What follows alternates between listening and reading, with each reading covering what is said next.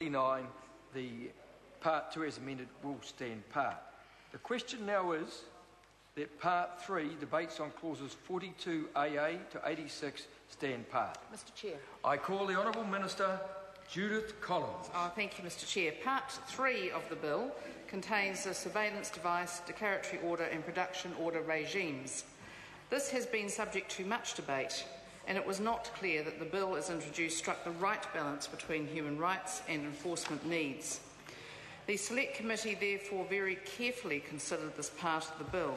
The amendments they have made are astute, sensible and valuable.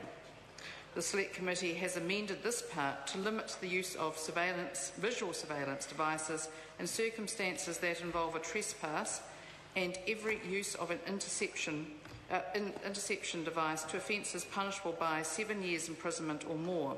This means that such devices will only be used to investigate serious offences, ensuring that the investigated benefit justifies the level of intrusion involved.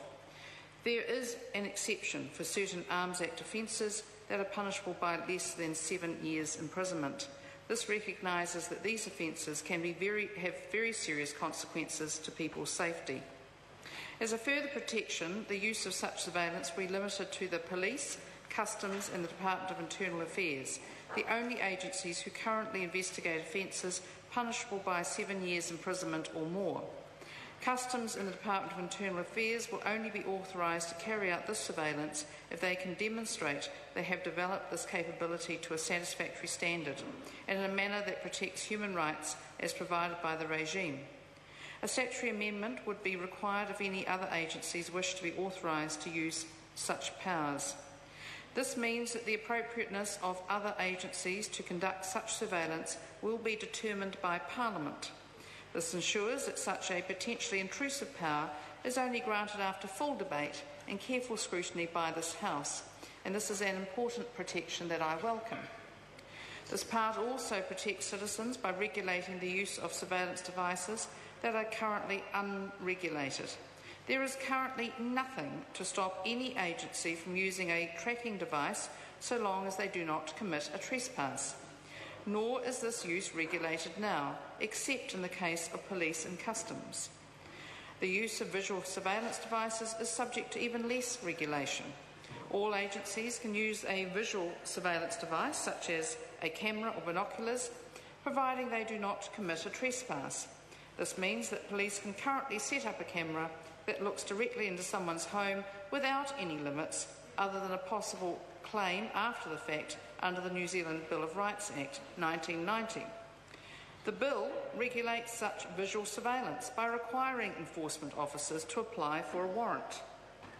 This requires enforcement officers to justify the use of such surveillance before it is used, protecting citizens from unjustified invasions of privacy. This part also contains an innovative regime that recognises the pace at which technology is advancing, the declaratory order. Declaratory orders allow agencies to obtain a judicial view as to the reasonableness of a new device, technique or procedure before using it.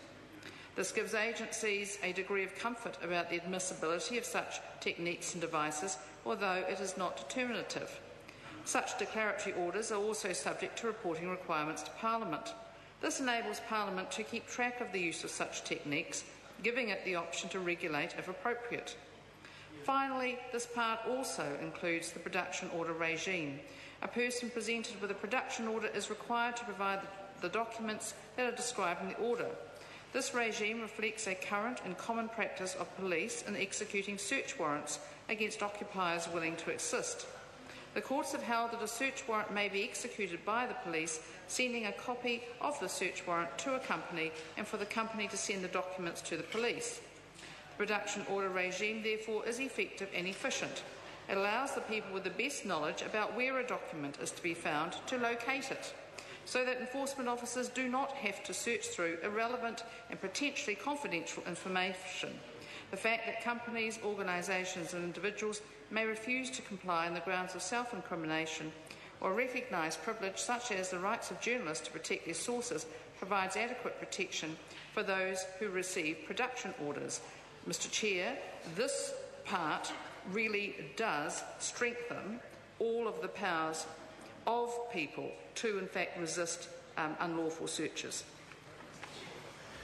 I call the Honourable Member Charles Chevelle. Thank you, Mr Chairman. Mr Chairman, I want to start by saying that